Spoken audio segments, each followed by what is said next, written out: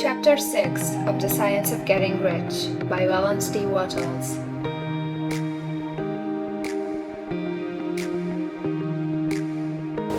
Chapter 6 How Riches Come to You. When I say that you do not have to drive sharp bargains, I do not mean that you do not have to drive any bargains at all, or that you are above the necessity for having any dealings with your fellow men. I mean that you will not need to deal with them unfairly. You do not have to get something for nothing, but can give to every man more than you take from him. You cannot give every man more in cash market value than you take from him, but you can give him more in use value than the cash value of the thing you take from him. The paper, ink, and other material in this book may not be worth the money you pay for it, but if the ideas suggested in it bring you thousands of dollars, you have not been wronged by those who sold it to you. They have given you a great use value for a small cash value. Let us suppose that I own a picture by one of the greatest artists, which, in any civilized community, is worth thousands of dollars. I take it to Baffin Bay, and by salesmanship induce an Eskimo to give a bundle of furs worth $500 for it. I have really wronged him, for he has no use for the picture. It has no use value to him. It will not add to his life. But suppose I give him a gun worth $50 for his furs. Then he has made a good bargain. He has use for the gun. It will get him many more furs and much food. It will add to his life in every day. It will make him rich. When you rise from the competitive to the creative plane, you can scan your business transactions very strictly, and if you are selling any man anything which does not add more to his life than the thing he gives you in exchange, you can afford to stop it. You do not have to beat anybody in business, and if you are in a business which does beat people, get out of it at once.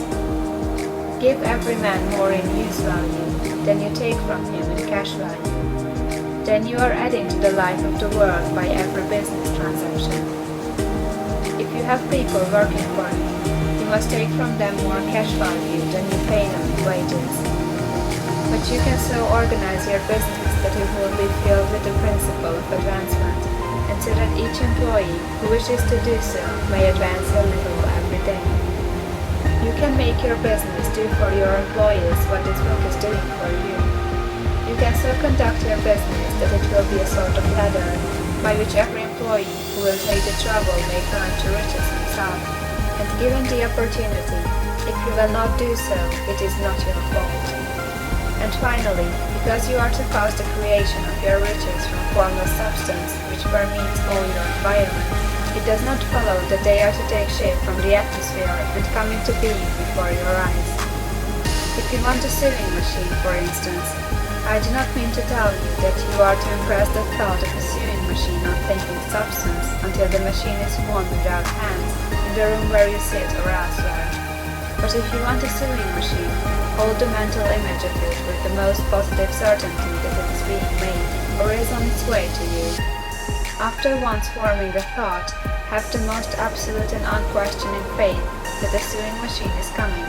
Never think of it or speak of it in any other way than as being sure to arrive.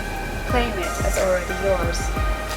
It will be brought to you by the power of the Supreme Intelligence acting upon the minds of men. If you live in Maine, it may be that a man will be brought from Texas or Japan to engage in some transaction which will result in your getting what you want.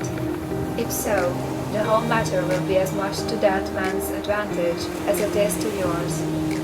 Do not forget for a moment that the thinking substance is through all, in all, communicating with all, and can influence all. The desire of thinking substance for fuller life and better living has caused the creation of all the sewing machines already made, and this can cause the creation of millions more, and will, whenever man set it in motion by desire and faith, and by acting in a certain way.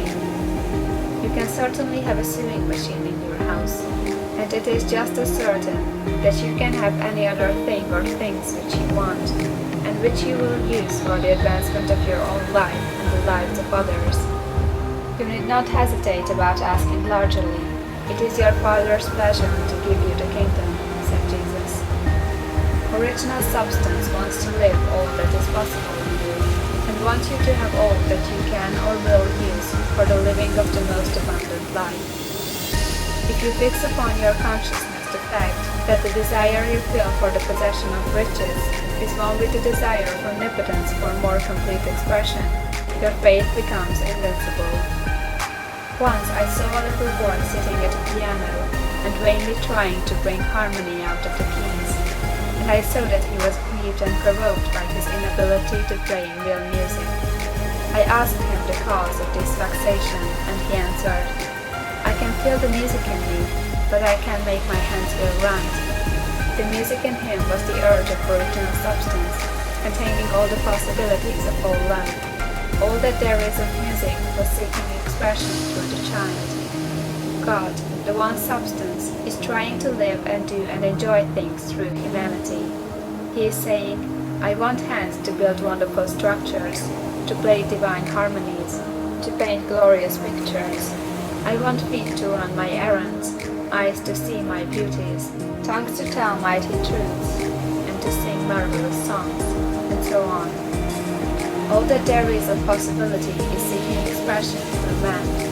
God wants those who can play music to have pianos and every other instrument, and to have the means to cultivate their talents to the fullest extent. He wants those who can appreciate beauty to be able to surround themselves with beautiful things.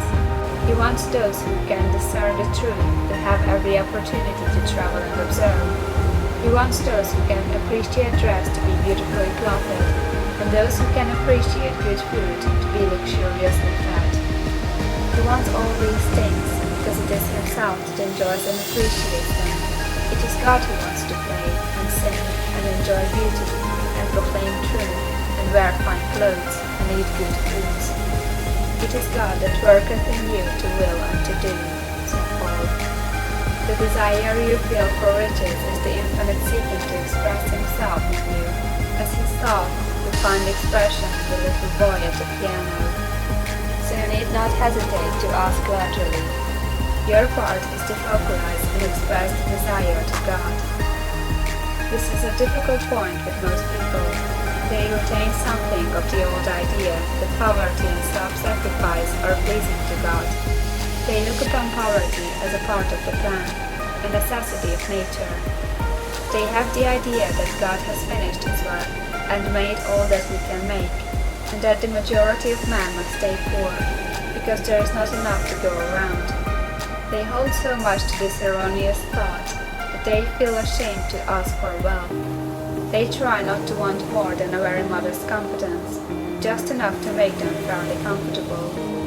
I recall now a case of one student who was told that he must get in mind a clear picture of the things he desired, so that the creative thought of them might be impressed on formless substance. He was a very poor man, living in a rented house and having only what he earned from day to day, and he could not grasp the fact that all wealth was his. So, after thinking the matter over, he decided that he might reasonably ask for a new rug on the floor of his best room and an anthracite coal stove to heat the house during the cold winter. Following the instructions given in this book, he obtained these things in a few months, and then it dawned upon him that he had not asked enough. He went through the house in which he lived and planned all the improvements he would like to make in it. He mentally added a bay window here, a room there, until it was complete in his mind as his ideal home, and then he planned its furnishings. Holding the whole picture in his mind, he began living in a certain way, and moving toward what he wanted. And he owns the house now, and is rebuilding it after the form of his mental image. And now, with still larger faith, he is going on to get greater things. It has been unto him according to his faith, and it is so with you and with all of us. End of chapter 6.